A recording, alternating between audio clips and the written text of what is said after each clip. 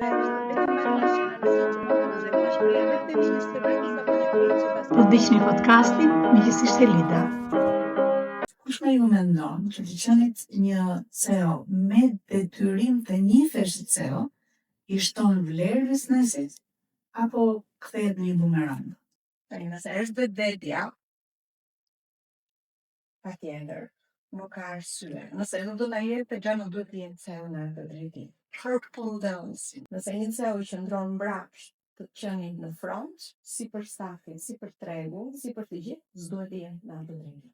Kështu që ky është një test shumë i mirë që kushdo pronar, punarës, mjafton të bëj me Mund të zbresë gjë më poshtë, nëse ti merr një specialist i cili do të heci, do të mësoj, por kur vjen puna për të dalë për të folur për atë kompaninë është që kështu që po duhet dhe i shton patjetër që i shton vlerë. Tani nëse është person i dur, nëse është skrinuar, është marrë, patjetër që i shton vlerë, sepse është zgjedhur për sa vlera që ka. Dhe nëse këto vlera që ka ja bashkon vlerave të kompanisë, i promovon, i përdor për stafin, i përdor për tregun, vetëm është një vlerë shumë fishuar. do që kanë vlera, duhet të ndjejnë që duhet të ndajnë me të tjerët.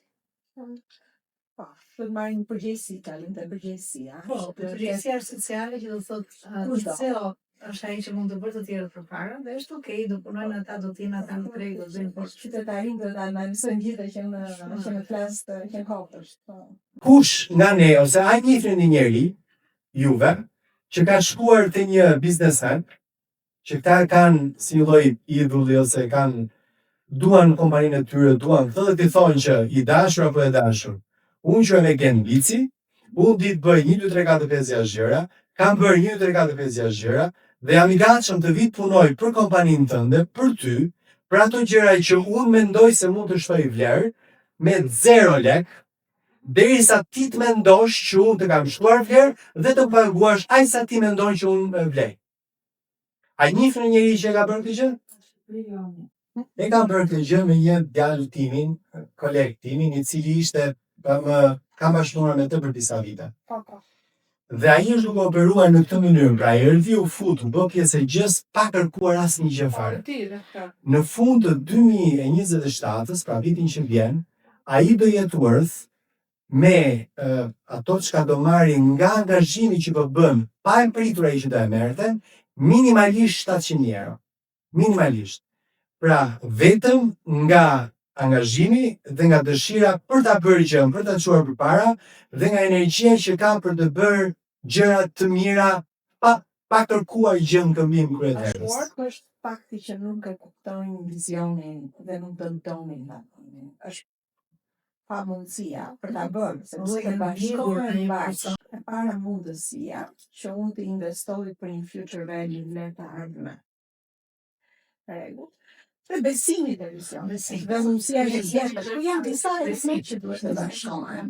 Një nga këta të mungoj, dhe e para fare, ka mundësia për ta, dhe kjo nuk ndodh. Ju prekën disa tema shumë interesante dhe në studiet të gjitha, por do preksha nga eksperienca. Vizioni kryesor. Një mësim që mora, nuk e mbaj emrin, pyetja e parë na mblodhi në një vend dhe pyetja e parë a mendoni si edukoni fëmijët tuaj, a të mendojnë big që të vegjël apo jo? Dhe kur the big, a ju mësoni ju fëmijëve që ato mund të bëhen një njeri shumë i suksesshëm, biznes, politik, whatever, në gjithë botën, jo vetëm Shqipëri. Të them të drejtën e mendova si për veten. Jo. Edhe unë e krahasoj tash me veten time. Sado që ku kemi qenë dhe ku jemi, sigurisht me aq sa kemi arritur, unë jam shumë krenare për çfarë kemi arritur. Po prap, I don't think big enough me moshën që kam, me edukimin që kam, për të përballë me bravo, këtë do e ndija. Dhe shoh një brez tjetër, i edukuar jashtë, i edukuar në një ekosistem tjetër komplet. Dhe këtu ka qenë një periudhë e bukur e imja, sepse shef përballjen e 2 brezave dhe 2 vizioneve të ndryshme. Pra, ajo që unë më duket e madhe, ati duket e vogël. Thot, jo, pra, s'ka mundësi dhe për më shumë, pse kaq pak? Pra, këtu kupton edukimin, që është shumë i rëndësishëm dhe ai vizioni big që për mendimin tim, edhe sot edhe te brezi i ri pak veta ja edukojnë fëmijët për të menduar aq big. ë? Dhe shembulli ishte shumë konkret, pra qoftë edhe Izraeli, qoftë popujt të tjerë të vegjël, kanë nxjerr njerëz shumë të suksesshëm dhe unicorn në botë, pavarësisht se dolin nga një popull shumë i vogël. Mendoj që në vizion do doja t'i lija liri ati, kurse në leadership ka akoma ai për të mësuar ka unë, patjetër, sepse është eksperienca gjithë këtyre librave që diko. Por mendoj duke i dhënë njëri tjetrit atë çfarë i mungon, them që do ecim akoma mirë përpara. Shenjat janë të anë. Dhe e dyta që vërej në brezin e ri, vim prapë ajo co-ownership që ta flutra ose të marrit përgjegjësi dhe të marrit risk, se të thush unë do punoj dhe pa lek, vetëm për një vizion më të madh atëherë është risk. Pra i po merr një risk. Pra me kam me brezin e ri, se aty është fokusi. Ne nuk akoma në edukimin ton, pavarësisht përpjekjeve të ekosistemit që tashmë flitet për startup-e, për entrepreneurship, ne nuk e kemi futur mjaftueshëm në brezin e ri që t'i edukojmë të bëhen entrepreneurs, supermarkets. Është një brez shumë i ngushtë, një komunitet i vogël i joni që flasin gjithmonë për këto tema. Po të shkosh në gjimnaze, në shkollat publike, ato nuk e din çfarë është supermarket, nuk e din që duhet mendojnë njerë që në këtë transformim pa fund që po mëson bota, nuk ka gjë më të mirë se sa të mendosh të bësh diçka të re nga e para, dhe të bërë supermarket. Kjo akoma mungon te ne. Janë ca që po ju fut kjo kultura e supermarkets që fëmijë, ai mund vijë edhe t'i thotë klientit që po, unë mund punoj for free. A janë të drejtuar ndaj vlerave apo ndaj materializmit? Dhe fatkeqësisht po mbizotëron gjithnjë më shumë materializmi se sa vlerë. Fatkeqësisht. Jo vetëm në Shqipëri, në gjithë botën.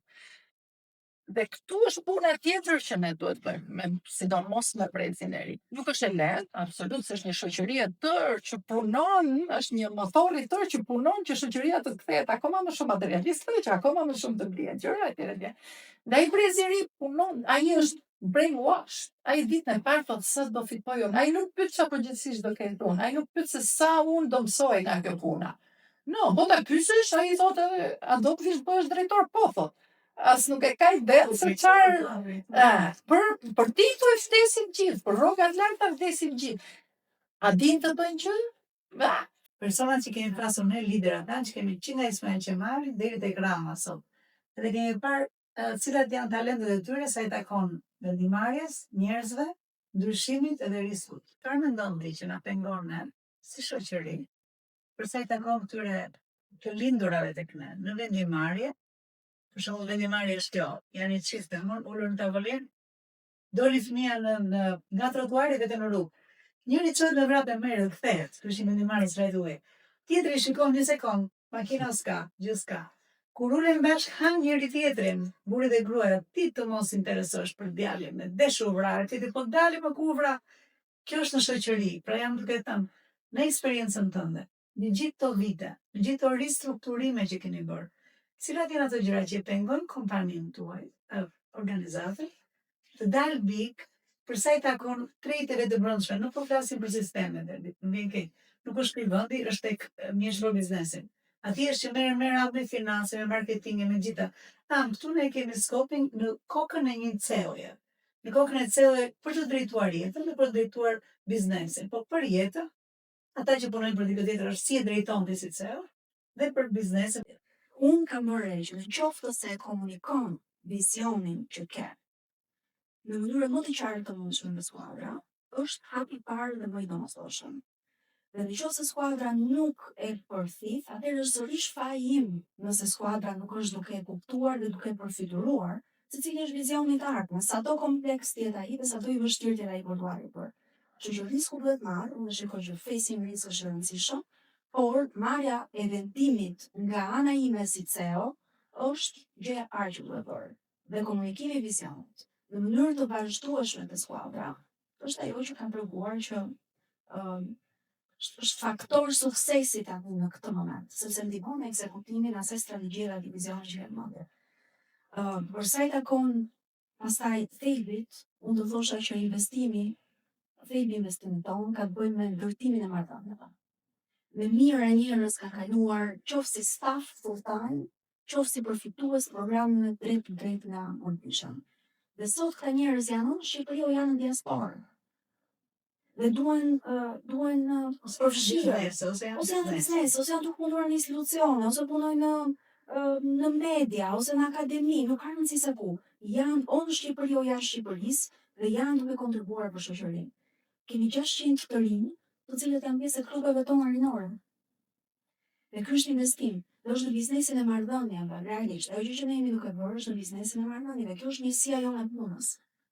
Por një arsye se për një tjetër, nuk është e aktualizuar në atë fuqi që duhet.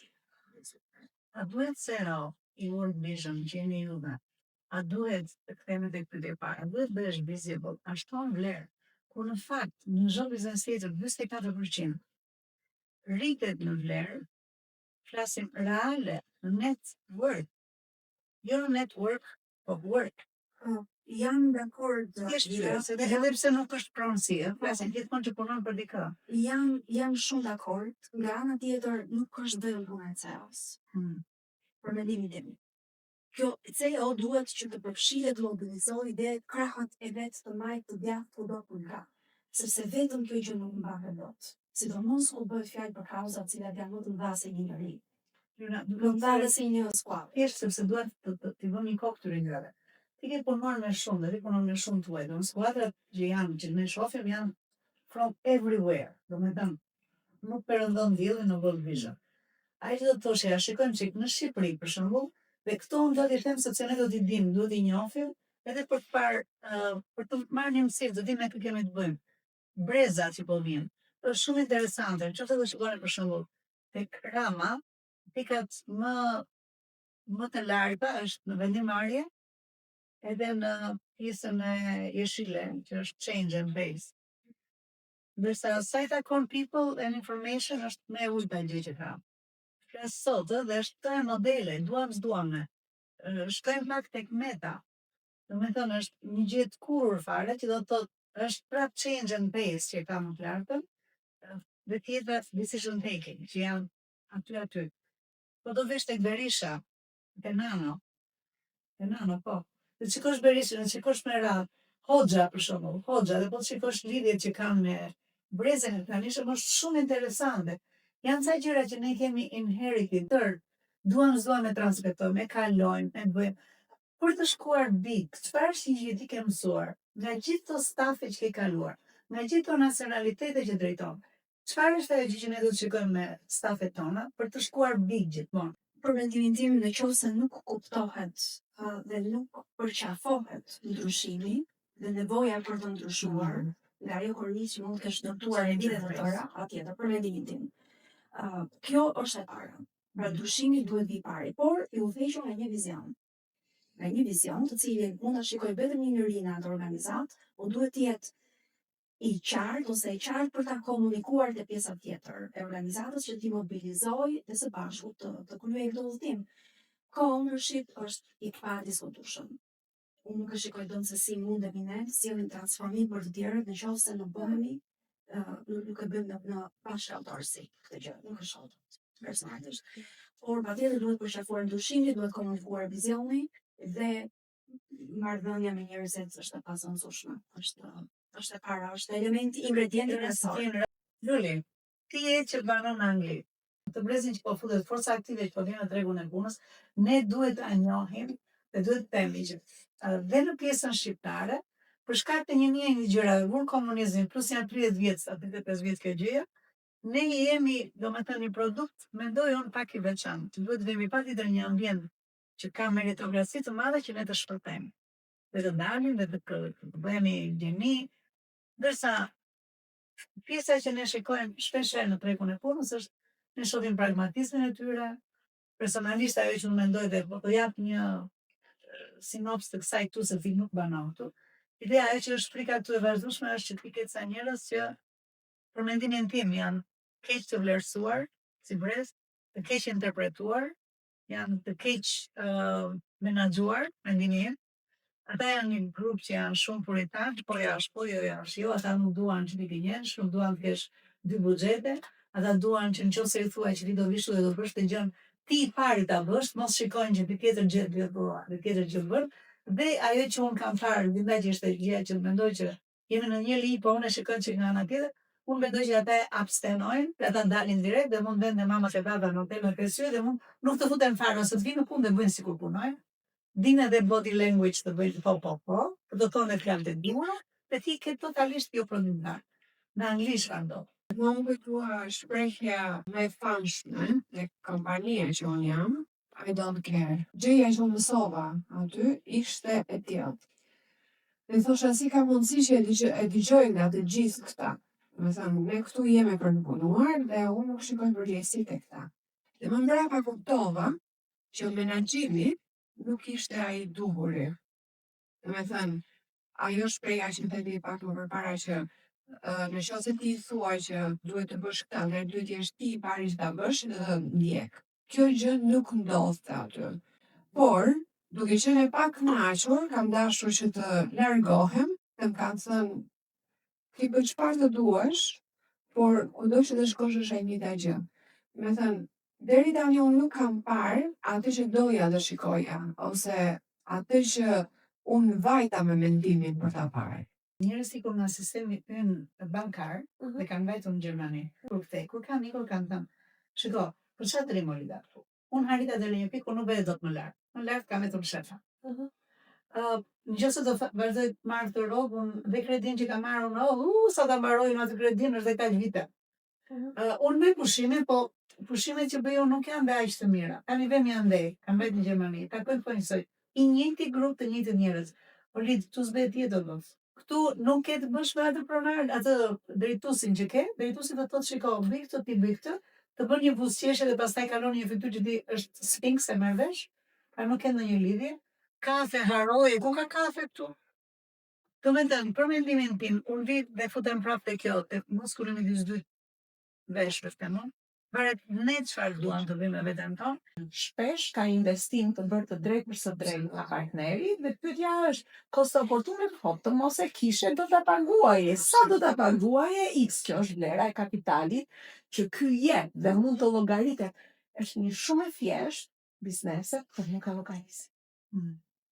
Se kjo është një arsye e madhe për shumë partneritete që nuk ndodhin ose që shpërbohen keq, sepse nuk kanë dakordsuar, s'kan ditë se s'kan dakordsuar se si këto llogari bëhen. Unë e shikoj si një mungesë edukimi të madh, por në Kosovë, për shembull, jam gjithmonë e surprizuar pozitivisht, sepse ata këtë gjë din ta llogarisin dhe të marrin vlera, sepse the thing big më fal një gjë është bashkimi bën fuqin, ne nuk dim të aplikojmë këtë bashkim që bën fuqi dhe lejon papritur të shohim bik në grup. Ajo biku në grup, është shumë e madhe. Siç unë me timin tim, a shohim andajnë vizionin, a shohim bashkë të gjithë, ai ka dim të llogarisim njësoj, ai kemi vizionin, ai kemi ndarë, ai kemi grindën të tëra bashkë, po dhe në biznes. Është nuk do. Dhe ne, në vendin tonë, shohim ngusht, edhe se jemi vend. Kemi në kulturë që bëjmë më lehtësisht të bëjmë konkurrencë, se sa e bëjmë partner. Kulturë. Po. Do të ndryshoj kjo. Ura një vlerësim të efektivitetit të kompanisë vet, duke përdorur disa literatura, përdora AI, që të merrja një gjë të ftohtë fare, jo bias, sepse sa do të marrësh nga jashtë. E para je i limituar në metodologji, e dyta ka bias që vjen në shërbime.